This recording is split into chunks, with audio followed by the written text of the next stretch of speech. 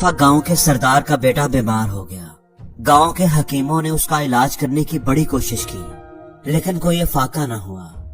अब वो सरदार का बेटा था, इसलिए आसपास के गांव की तरफ बंदे भेजे गए और वहां के हकीमों को बुलाया गया। उन्होंने भी अपने अपने इल्म के मुताबिक उस बच्चे का इलाज किया, लेकिन कोई दवा काम न आई। बच्चे की बीमारी ठीक होने की बजाय रोज बरोज बढ़ती जा रही थी।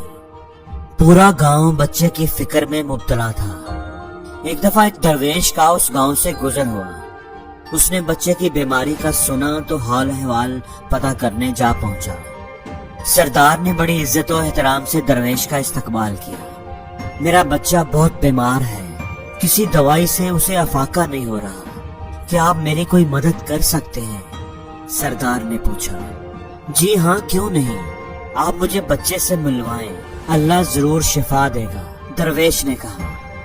सरदार उसे बच्चे के पास ले आया। जो हकीम बच्चे का इलाज कर चुके थे वो भी वहां जमा हो गए कि देखते हैं दरवेश क्या करता है। दरवेश बच्चे के पास आया, अपना हाथ उसके सीने पर रखा, उसके लिए दुआ की और उसके सीने पर फूंक मारी। फिर बड़ी मोहब्बत से बच्चे का हाथ अपने हाथ में लेकर सरदार से कहा, अल्लाह के हुक्म से ये बिल्कुल ठीक हो जाएगा।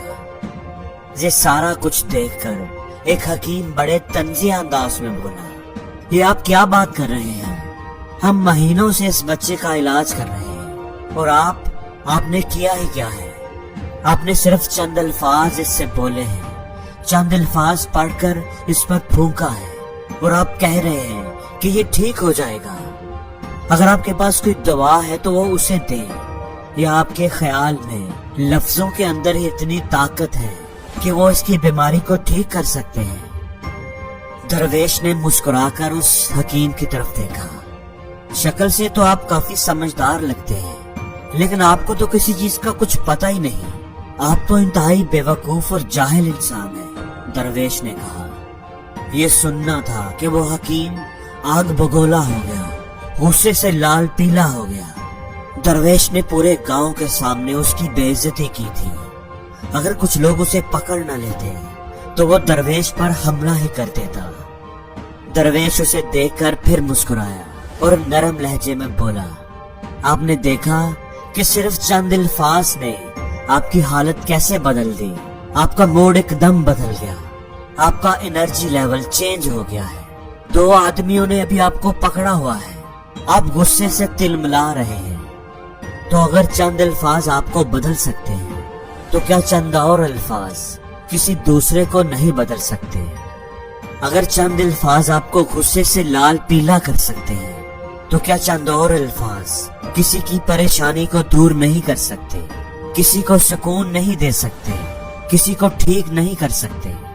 दोस्तों, आपने वो वीडियो तो जरूर देखी होगी, बड़ी फेमस है, जिसमें एक अंधा आदमी रोड पर बैठा होता है और भीख मांग रहा होता है और इक्का दुक्का लोग ही उसे भीख दे रहे होते हैं। फिर एक लड़की आती है और उसके गत्ते के बोर्ड पर जो अल्फाज लिखे होते हैं वो बदल देती है और उस आदमी को धड़ाधड़ भीख मिलने लगती है। तो अल्फाज जो होते हैं ना, इनको मामूली ना समझें, लफ्जों के अंदर ताकत होती है, इतनी ताकत होती है कि वो दुनिया को बदल सकते हैं। अल्फाज आपको जोड़ भी सकते हैं, तोड़ भी सकते हैं। अल्फाज आपको सोच देते हैं, अमल देते हैं, ख्वाब देते हैं। अल्फाज आपकी आंखों में आंसू भी ला सकते हैं और आपके होंठों पर हंसी भी। अल्फाज किसी को जीने की उम्मीद भी दे सकते हैं और किसी की जान ले भी सकते हैं। तुम नहीं कर सकते, तुमसे नहीं होगा, तुम तो इस धरती पर बोझ हो, तुमसे कोई अच्छी उम्मीद नहीं है, तुम बेकार, नाकारा, नाकाम इंसान हो। अगर ये अल्फाज आप किसी से बोलेंगे तो आपको क्या लगता है उस पर कोई असर नहीं होगा? क्या लफ्जों का वाकई कोई असर नहीं होता?